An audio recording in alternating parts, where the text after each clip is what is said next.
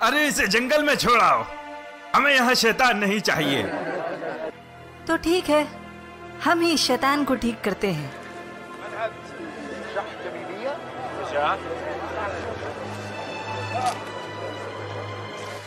किसमें ताकत है जो इस शैतान को काबू कर सके?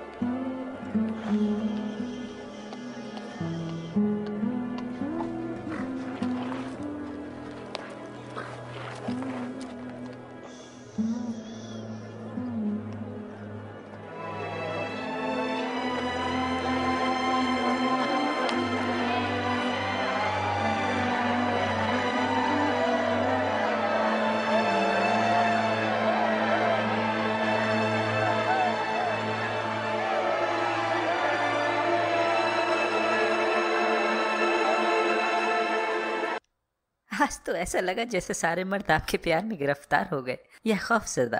अगर आप उनके सरदार को भी बुलाती तो वो भागा चला आता, आपको पाने की उम्मीद में या आपसे खौफ खाकर। ऐसे ही कोई भी ऐरा गहरा शख्स मेरे करीब नहीं आ सकता।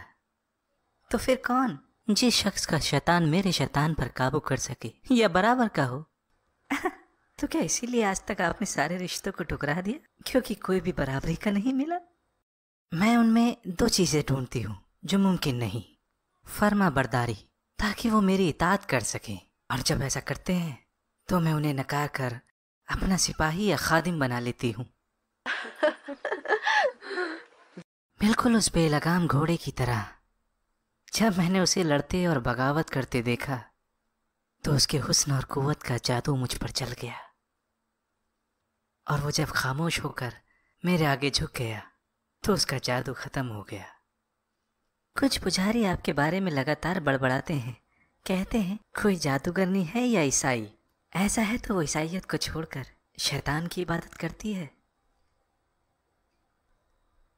और इन सब में सबसे ज़्यादा ताकतवर अल-हुदैल इब्न इमरान तगलिब से है, और वो कहता है हम तो इस औरत को जानते ही नहीं, ये तो बनु तमीम से है।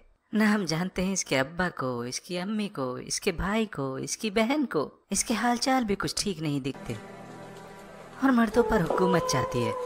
हमें तो ये शैतान मालूम होती है।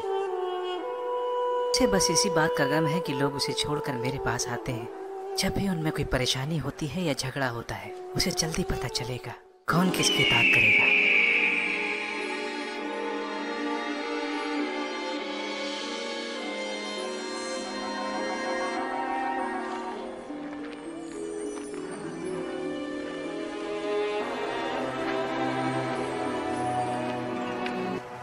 लगता है इतने लंबे सूखे के बाद ये बादल हम पे बारिश जरूर बरसाएंगे। हाँ, मुझे भी कुछ ऐसा ही दिख रहा है। बारिश नहीं होगी, बारिश नहीं होगी। क्या कह रही हो सजा?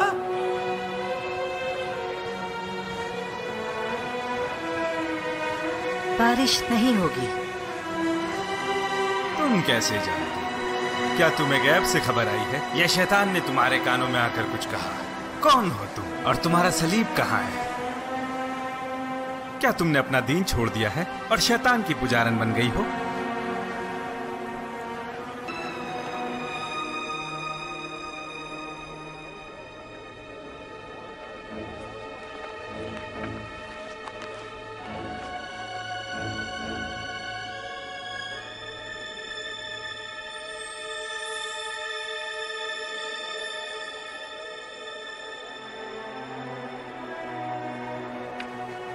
सही थी सजा। ना, ऐसा ना करो और अपने रब को नाराज मत करो। खुद को उस जादूगरनी काहिना के धोखे में मत आने दो। तुम नहीं जानते, वो तो अपने दीन से फिर चुकी है। हो सकता है कि अल्लाह हमारा इम्तिहान लेना चाहता हो कि कौन अपने ईमान पर कायम है और कौन उस शैतान की पैरवी करता है।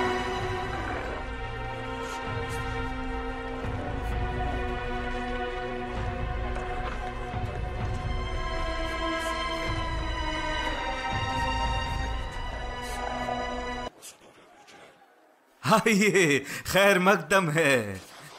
सैयद गताफान हुनैना इब्न हिस्न, मरहबन सरदार अब्स और दुबियान, यहां बैठ जाइए।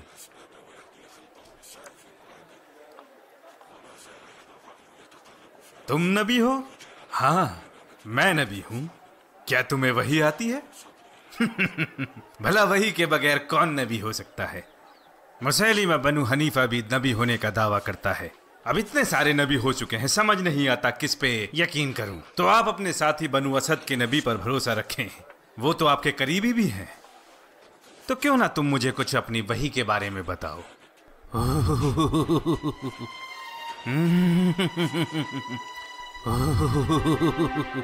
फाख्ते और कबूतर और रोजा रखने वाले छोटे परिंदे जो तुमसे सालों पहले रोजा रखते थे, हमारी मिल्कियत में शाम और इराक भी शामिल हो जाएगा।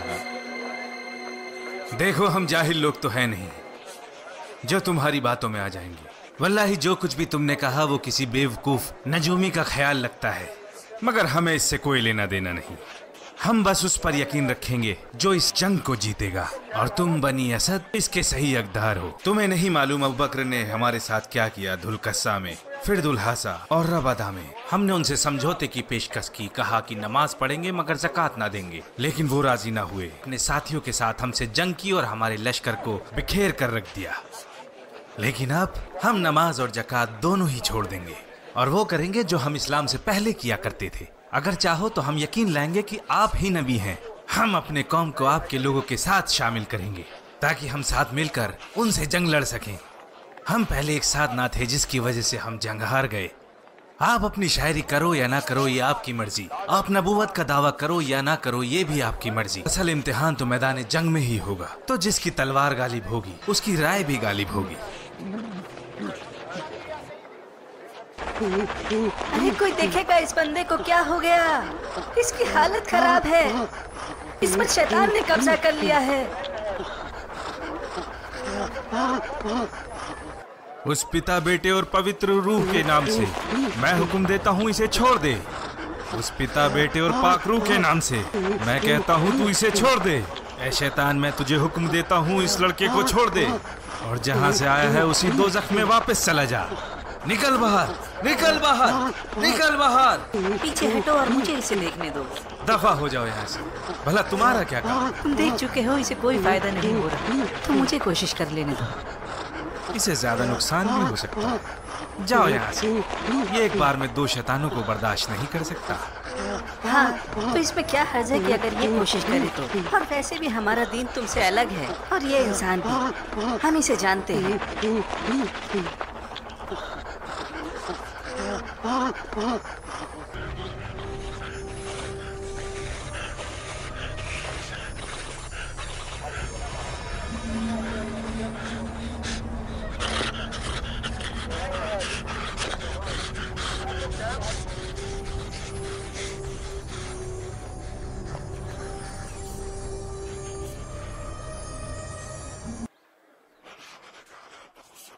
ठीक है, ठीक है।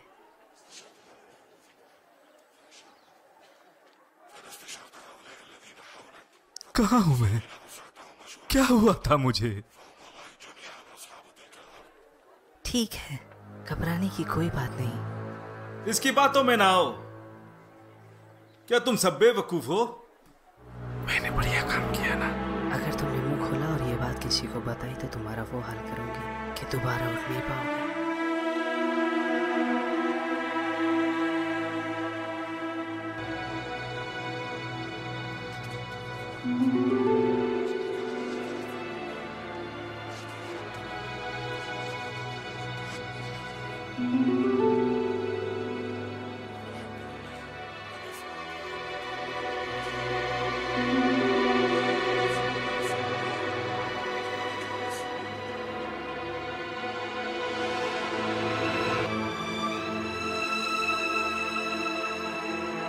यहाँ हालात दिन ब दिन बदतर होते जा रहे हैं और कुछ लोग तो ये जगह छोड़कर दूसरी जगह हिजरत करने लगे हैं। अब आप लोग ही हमें बताएं क्या करना चाहिए।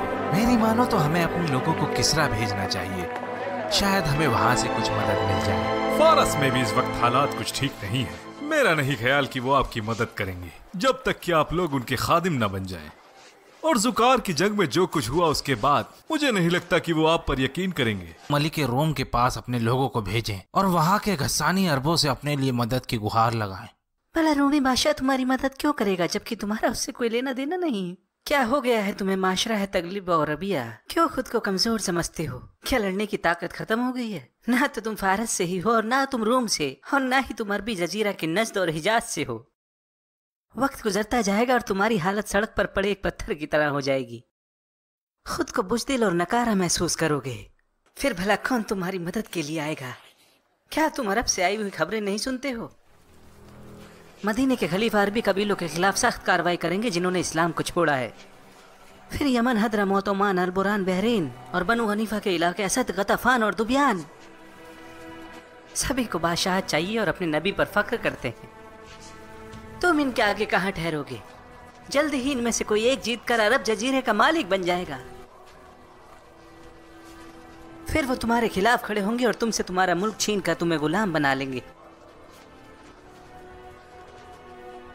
तो तुम क्या कहती हो सजा? तुम सब मेरी बात मानो और मेरी इताअत करो। मैं तुम्हें सारे अरब पर गालिब कर दूंगी। फिर न हमें फारस से कुछ लेना है और न रोम से। हम खुद अपनी मर्जी के मालिक बन जाएंगे।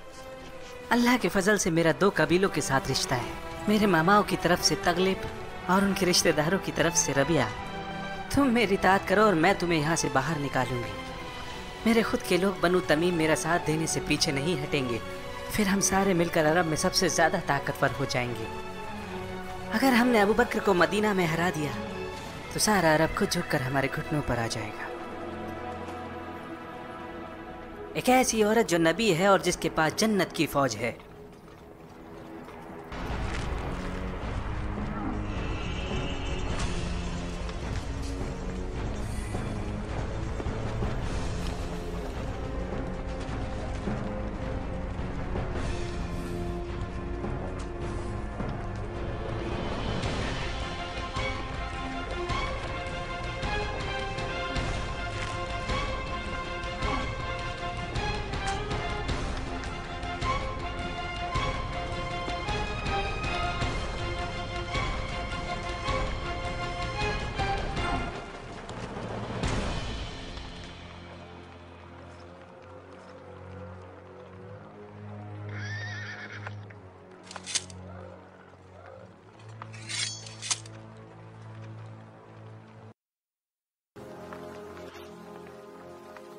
अब हम उन सब पर उनके इलाकों में हमला करेंगे। सब लोग अलग अलग ग्रोह बनाकर निकलेंगे और पहले से मुकर्रर जगहों पर जमा होंगे। इस तरह हम दुश्मन को भी कई हिस्सों में बांट देंगे। हालांकि हमारे फौजी लश्कर अलहदा जगहों पर जमा है। जैसा कि मैंने कहा, दुश्मनों से अलहदा हमारे लोग एक दूसरे से मुसलसल राब्ता रखेंगे। इसके लिए हमने उनमें और मदीना के लोगों के बीच फौरी तौर पर पैगामात का सिलसिला शुरू किया है ताकि मुझे और मेरे साथियों को मुसलसल हालातों की जानकारी मिलती रहे। और तुम अबू सुलेमान और खालिद इब्न अल वलीद मरकजी सिपह सालार होंगे। आप न सिर्फ अपनी फौजी दस्तों के बल्कि सारे फौजी लश्करों के भी सिपह सालार रहेंगे।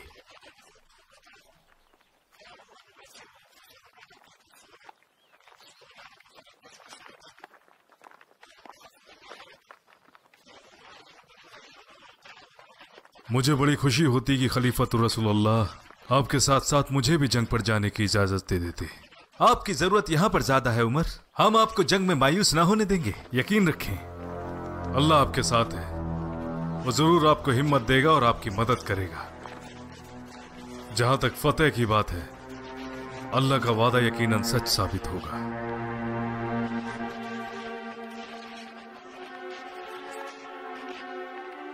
अपनी इस मुख्तसर सी जिंदगी में हमने बड़े बड़े वाकयात देख लिए। आज से ठीक 24 साल पहले हम जाहिलियत में मुब्तला थे। तब अल्लाह ने अपना रसूल भेजा सल्लल्लाहु अलैहि वसल्लम। वो अकेले थे। फिर मुट्ठी भर लोग इस्लाम में रुजू हुए और नबी बशारत देते रहे और खबरदार करते रहे, और कौम नापसंद करती रही और इनकार करती रही। मैं आज भी दारुन नदवा की वो आवाजें सुन सकता हूं, मैं भी उनमें से एक था। लेकिन आज आपकी कही हर एक बात सच हो रही है और अल्लाह बाकी काम भी पूरा करेगा। फारस और शाम, फिर दीन सारी दुनिया में फैल जाएगा।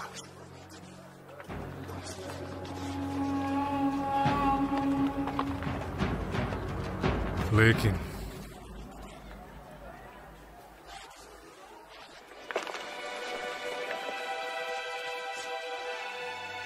हालांकि मुझे इस बात का यकीन है, लेकिन ये नहीं मालूम कि उस वक्त को कौन अपनी आंखों से देख पाएगा और कौन उससे पहले अल्लाह के पास चला जाएगा।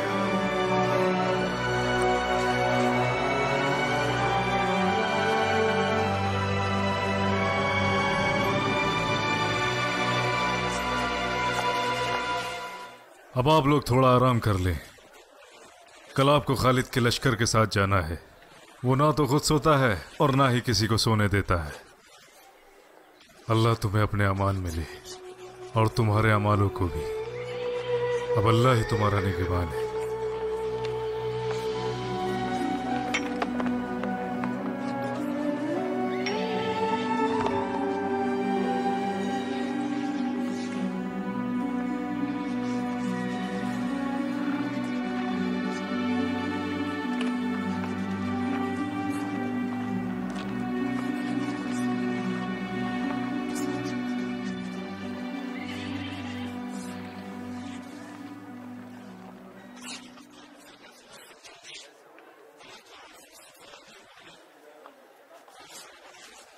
आज तुम्हारे नेज़े का वक्त आ चुका है वाशी। अल्लाह की राह में इसका इस्तेमाल करना और खुदा की उस ज़ात से ना उम्मीद ना होना। सिर्फ काफिर ही उसकी ज़ात से ना उम्मीद होते हैं।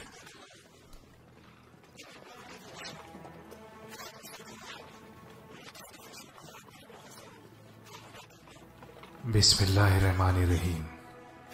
अबू बकर सिद्दीक खलीफतुर रसूलुल्लाह सल्लल्लाहु अलैहि वसल्लम की तरफ से उन तमाम अवाम और ख़ास लोगों के नाम जिनको ये पैगाम पहुंच जाए, चाहे वो इस्लाम पर कायम हो या छोड़ चुके हों।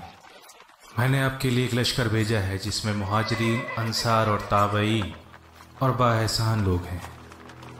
और मैं तुम्हें हुक्म देता हूँ कि अल्लाह की दावत देने से पहले किसी से जंग न करना। जो कोई भी इस पर राजी हो उसको कबूल किया जाए और उसकी मदद की जाए, और जो कोई भी इनकार करता है उससे जंग करो।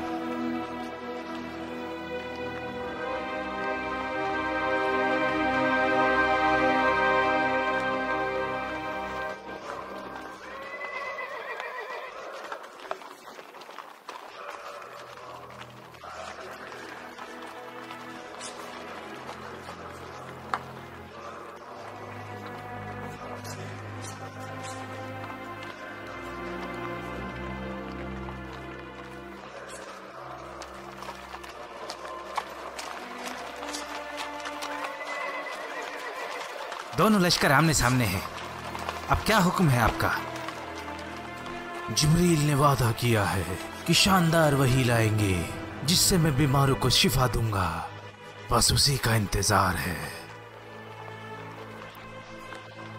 और तुम लोग आगे बढ़ो और मुकाबला करो जब तक वो मैदान छोड़कर ना भाग जाएं।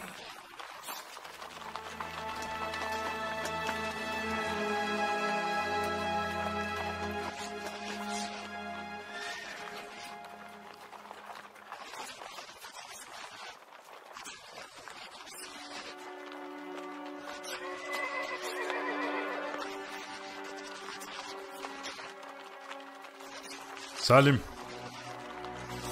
अजान दे दो।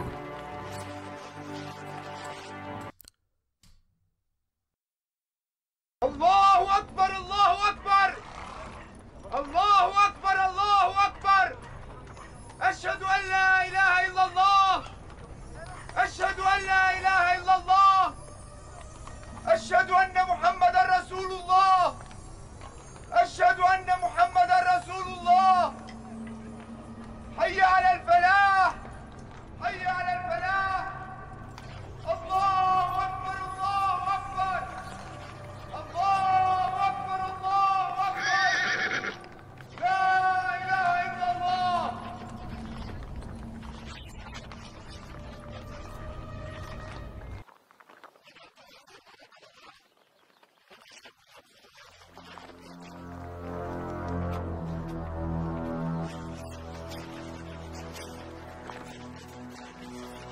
क्या किसी ने उनकी तरफ से अजान की आवाज सुनी? अल्लाहुम्मा ना। तो फिर अल्लाह गवाह है, हम जो कर सकते थे हमने किया। तो फिर अल्लाह के फजल से हमला करो।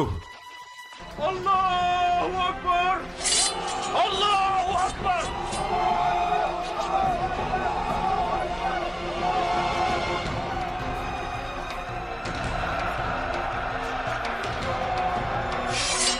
हमला।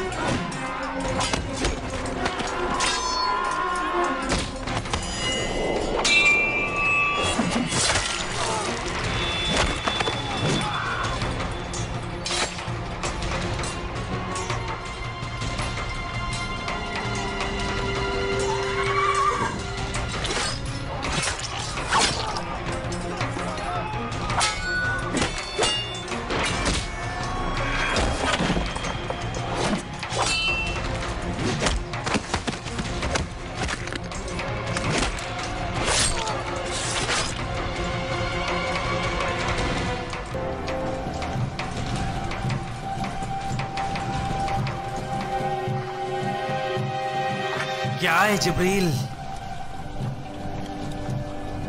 हाँ, तो फिर क्या कहा उन्होंने? उन्होंने कहा तुम्हारे पास भी उनके जैसी एक चक्की होगी और एक ऐसी कहानी जो तुम लोग कभी ना भूल पाओगे। तो इतना सब कुछ हो जाने के बाद अल्लाह भी जान गया होगा कि तुम्हारे साथ भी कभी ना भूलने वाला वाकया पेश आएगा।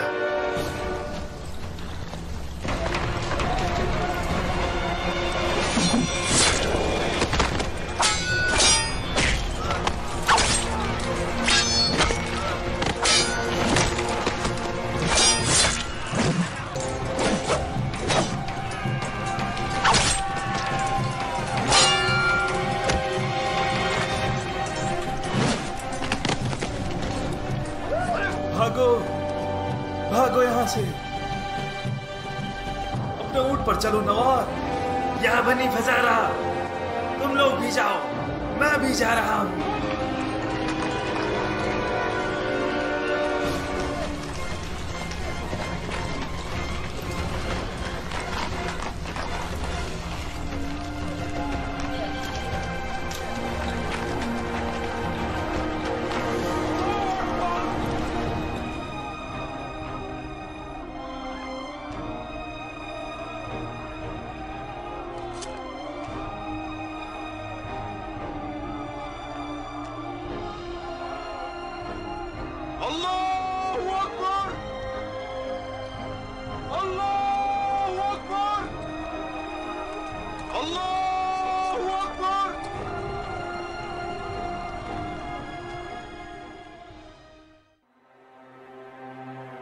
हमने उनैना इब्ने हस्न को पकड़ लिया है, हम उसे लेकर आ रहे हैं।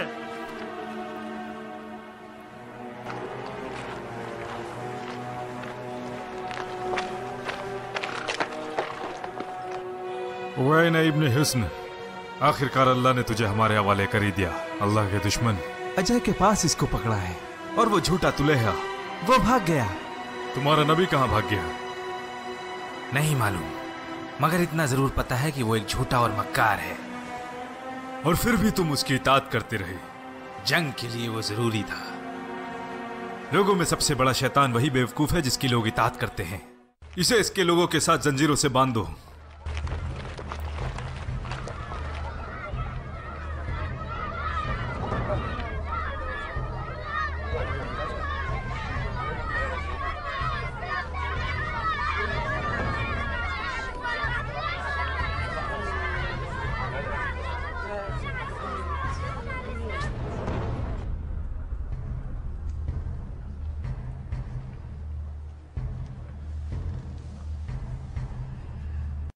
तुम्हारे साथ क्या किया जाना चाहिए उनैना?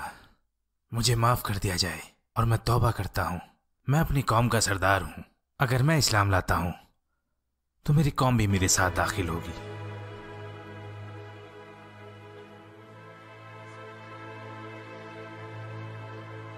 मुझे कैसे मालूम होगा कि तुम सच बोल रहे हो? क्या मैंने पहले कभी आपसे झूठ बोला? जब आपसे मुखालिफत की तब भी मैंने झूठ नहीं बोला, और अब जब बात अमन की है तब भी झूठ नहीं बोलूंगा। आज के बाद आप मुझे वैसा ही पाएंगे जिससे आपको खुशी होगी। क्या आप इस बात पर राजी हैं? हाँ, राजी हैं। खालिद वाकई काबिल तारीफ है। क्या आपको उनको यमामा और बनु हनीफा की तरफ बढ़ने की हिदायत नहीं करनी चाहिए? नहीं, जब तक गतफान और असद की पैरवी करने वाले लोग हैं तब तक तो नहीं। फिर वो बनु तमीम की तरफ मुर्तद हुए लोगों की तरफ बढ़ेंगे। अगर अल्लाह उनको वहां फतेह देता है फिर वो बनु हनीफा से मुकाबले के लिए आगे बढ़ेंगे और हम उनके लिए मदद भेजेंगे, क्योंकि मुसैलिमा का मामला थोड़ा मुश्किल हो चला है।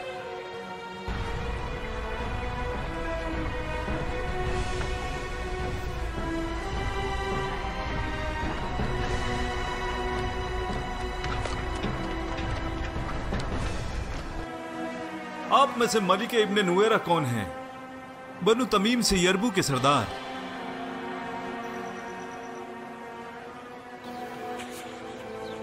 मैं सरदार हूं। मेरी आका और अल्लाह की नबी तमीम की सजा बिन्त अल हारिथ तगलीब और रबिया कबीले के एक बड़े लश्कर की क़यादत कर रही हैं। वो आपसे मिलना चाहती हैं।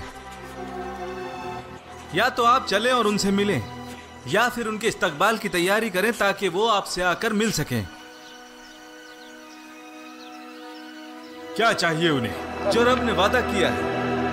सारा अरब, उनकी मुखालिफत करने वाले लोग तबाह और बर्बाद हो जाते हैं। आप लोग तो उन्हीं की कौम हैं और आपको सबसे पहले उनकी क़यादत करनी चाहिए ताकि वो अरब की मलिका बन जाए।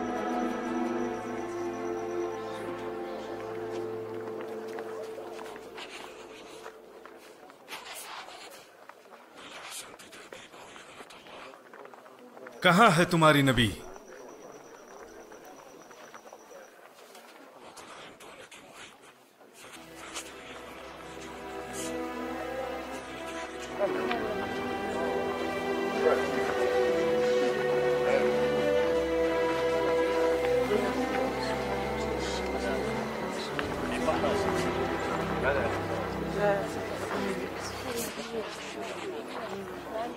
आपके नबी होने का सबूत क्या है?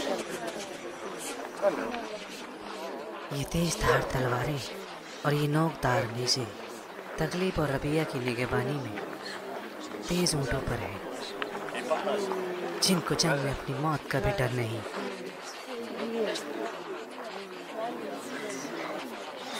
जो पहले खुद को ईसाई मानते थे उन्होंने भी मेरी नबूवत का यकीन कर लिया है। जब उनको साफ निशानियां दिखाई दी और तब मैं एक औरत इन सारे मर्दों पर गालिब हो चुकी हूँ।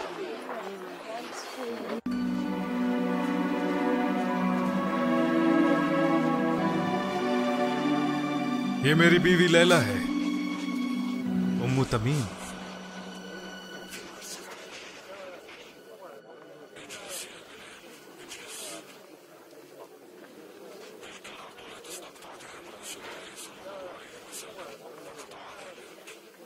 बेशक सज्जाह बिन्त अल हारिथ, मैं आपकी नबूवत को झुटलाने या अपनाने के लिए नहीं आया। मुझे इसमें कोई दिलचस्पी नहीं। मेरी नज़र में नबूवत और दीन की अगर अहमियत होती तो मैं अबू बकर के खिलाफ जाकर बगावत ना करता।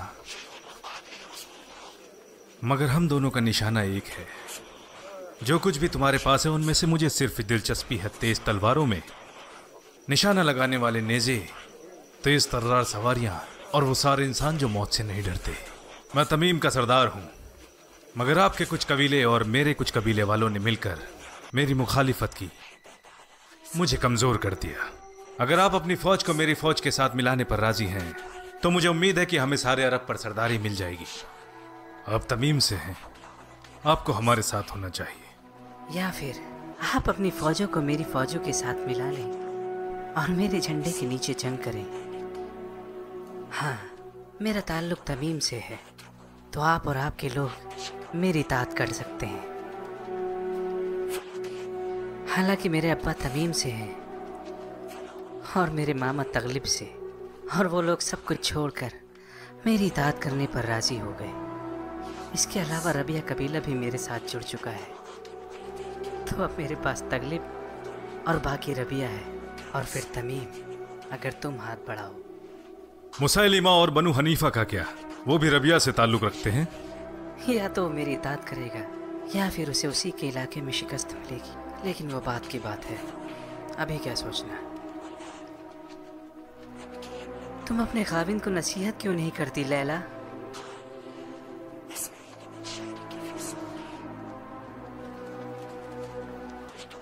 मैं अकेली नहीं हूं जो इनकी फिक्र करेगी। वल्लाही मैं इन्हें मरते हुए नहीं देखना चाहती।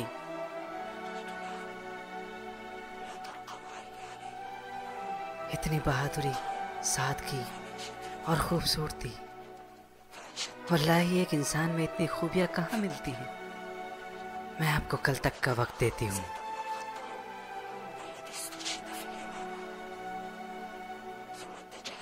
सोचने के लिए।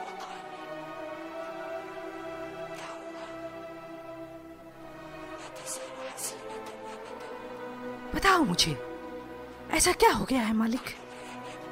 क्यों आप उसकी हर बात मानने को तैयार हो गए हैं, जबकि आप तो खुद लोगों के सरदार हैं? वल्लाही वो गलत नहीं है और मेरे पास कोई रास्ता भी नहीं। ना तो मैं उसकी फौज से मुकाबला कर सकता हूं और ना खालिद की फौज से। तो बताओ क्या करूं मैं? ना वल्लाह, उसके हुस्न ने आपको अंधा कर दिया है।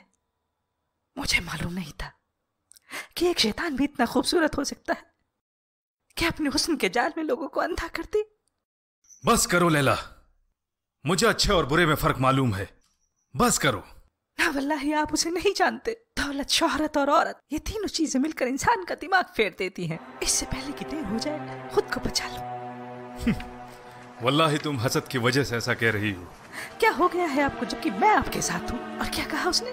अपने खाविंद को नसीहत दो लैला, मैं उसको हलाक होते हुए नहीं देखना चाहती। इतनी काबिलियत, खूबसूरती और ताकत, भला ये सारी खूबियाँ एक इंसान में कहाँ मिलती हैं? अब मैं आपको नसीहत देती हूँ। हक वाजे हो गया है और अब मैं उसे देख सकती हूँ। मुझे तभी शक हो गया था जब आपने ज़कात का पैसा रोककर खलीफा की बेहुरमती की। अब आप उस जादूगर निकाहिना की इताअत करेंगे, आपकी दुनिया और आखिरत दोनों खराब हो जाएंगे। अब यही बाकी बचा है कि अल्लाह को छोड़कर उसको मानोगे। अल्लाह के वास्ते सोचो और खुद को तबाही में मत डालो। हलाक हो जाए मलिक इब्ने नुएरा, वो कैसे उस जादूगरनी की इताअत करने पर राजी हो गया? वल्लाही मैं उन दोनों को बदतरीन सजा दूंगा। मुझे मशवरा दो, हम पहले किस पर हमला करें? झूठ बोलने वाले लोगों की तादाद बढ़ती जा रही है। बोलो। वो जितनी जल्दी मिले हैं उतनी जल्दी अलग भी हो जाएंगे। हर कोई फायदा ढूंढ रहा है इस उम्मीद में कि कौन किसकी फौज से जाकर मिलेगा। बेशक हक एक साथ है और झूठ अलहदा है।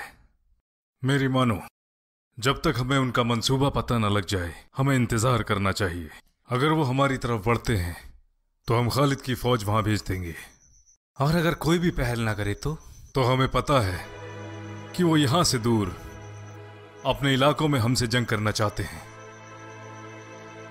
इस सूरत में हम पहले सजा और मलिक इब्ने नुएरा का रुख करेंगे, क्योंकि वो खालिद के करीब हैं बनु हनीफा और मुसैलिमा के मुकाबले में। हमें यह भी मालूम है कि तमीम के ज्यादातर लोग मलिक इब्न नुवैरा की खिलाफत करते हैं क्योंकि वो अब तक इस्लाम अपनाए हुए हैं, लेकिन मलिक के लोग उन्हें रोकते हैं।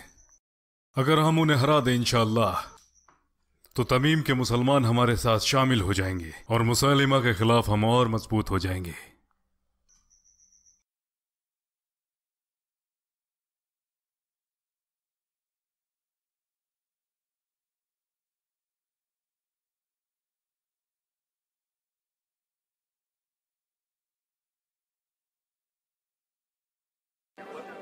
क्या आपने गौर किया उमर, जिन लोगों ने इस्लाम को छोड़ा है उनमें से ज्यादातर ने वापस जाकर बुतों की इबादत शुरू नहीं की, बल्कि उनमें से बदतरीन लोगों ने नबूवत का दावा किया है। तो ऐसा मालूम होता है जैसे जहालत के दौर के बुतों की इबादत हमेशा के लिए अब खत्म हो चुकी है।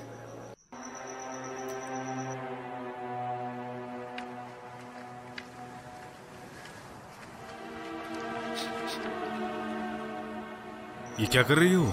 उस जादू करने के साथ थे ना, क्या उसने साबित कर दिया? क्या तुम अपना मुंह बंद रखोगी लैला? मैं बहुत थक चुका हूँ और अब आराम करना चाहता हूँ। आप पहले तो कभी दिन में आराम नहीं करते थे, अब आपको क्या हो गया है? क्या आपने मुझे अंधा समझा है?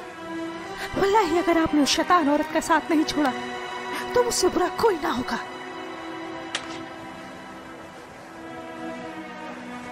आपने मुझ पर हाथ उठाया मालिक, वो भी उस जादूगरनी औरत के लिए। क्या ये भी उसी ने कहा था?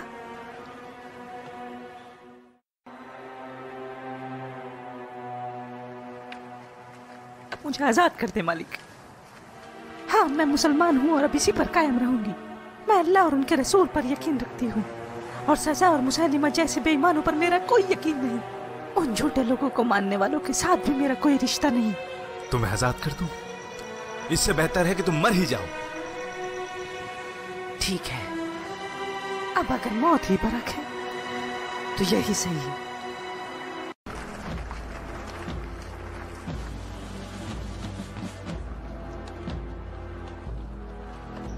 जैसा मैं कहूं वैसा करो सुजा।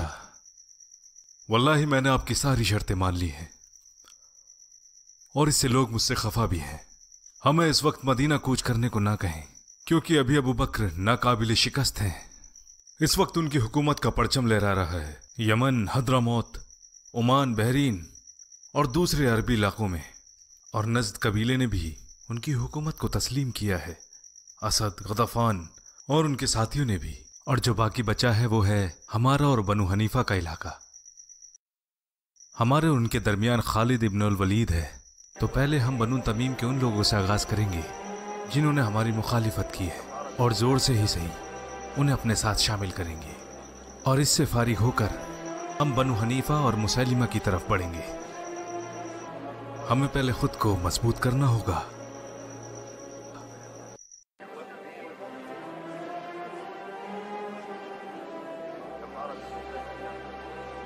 अपने खेमे उठाओ, चलने के लिए तैयार हो जाओ, क्योंकि अब हम रबाब की तरफ बढ़ेंगे और हम उन पर हमला करेंगे।